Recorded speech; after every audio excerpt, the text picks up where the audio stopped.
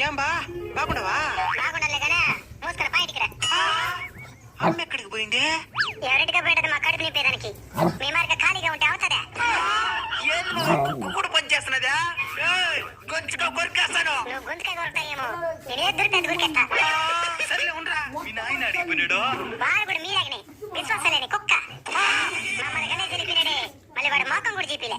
నువ్వు ఇదే మరి మా మీద పంచిలేస్తావు అనుకో, మా ఇంటికి గుడి తీసుకోమావు నిన్ను.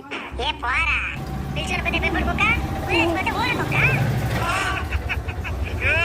ఎక్కువ ఆవరక్షణ చేస్తున్నావు, చేతుల్లో ఉన్నావు, ఎత్తు కొట్టిననుకో తలకాయ రోడ్డు పగుళ్ళు. చావుకు భయపడేదానికి మీలాగా మనిషిని అనుకున్నారా?